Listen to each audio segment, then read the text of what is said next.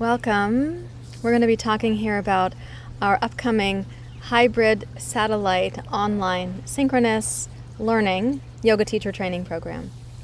So now that COVID-19 pandemic has lightened up and we're able to be in person again with yoga, we're going to be organizing our yoga teacher training program to be online and in person with a kind of satellite model. So I want to describe that for you because all teacher training students will still have the ability to be online and remote in their own city or their own neighborhood. So you won't be using fossil fuels to come to yoga teacher training programs. What we'll do is a large portion of the training will remain online because we have found that that was actually very successful and really potent. We had the chance to come together and from various places and really be together. The intimacy that we created in our Zoom yoga teacher training programs was really profound. It also let us have schedules where you didn't need to drive, you could stay home, you could still be with your families. We take lunch break, breakfast break, we keep it kind of spacious in that regard. And people were able to manage their personal life, family life, home life, work life, and yoga teacher training life pretty well, actually. But there is a missing component when your yoga teacher training is only online, particularly for the 200-hour yoga teacher training. And that missing component is that we do want you to be able to be a yoga teacher who teaches not only online classes, but also in-person classes.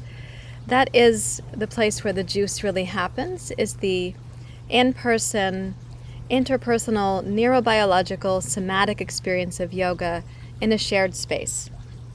That shared space has a certain power because our antennae, like our brain and body antennae, they get connected to others, even if we're not having verbal conversation.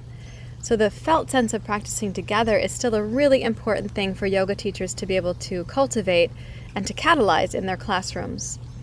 And we can do that even with, and especially because of, the trauma-informed brain-sensitive yoga lens.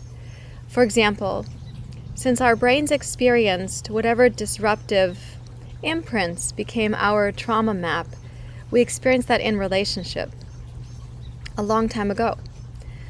So in that regard, our healing from those things requires the relational field, the interpersonal relational field. So how we're going to put together our teacher training when I say the hybrid satellite model, what I mean by that is when we do the in-person components, I'll be at a local yoga studio here in Portland, Oregon, Yoga on Yamhill.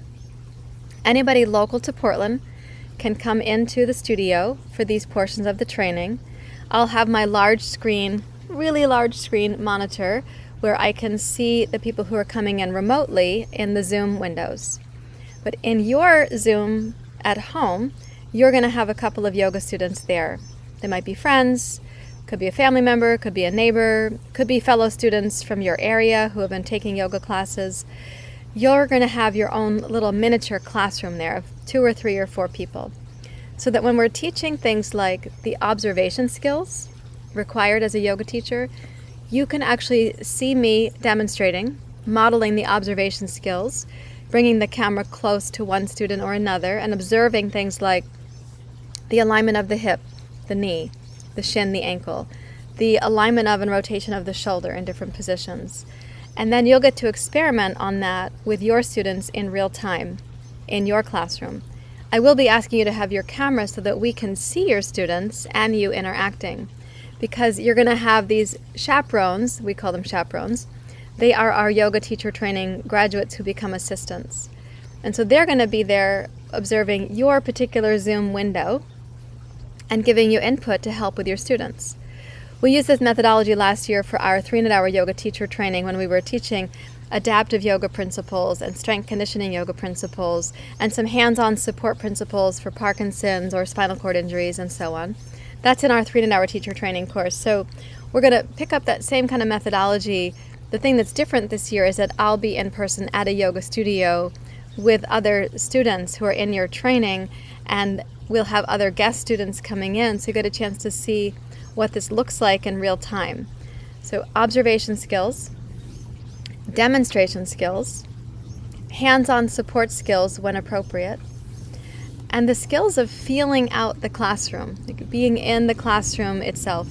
And again, you're going to have a little chaperone in each of your Zoom windows. So let's say there's, 10 of you who are on Zoom, and each of you has in your home, in your yoga studio, you have 2 to 3 to 4 yoga students.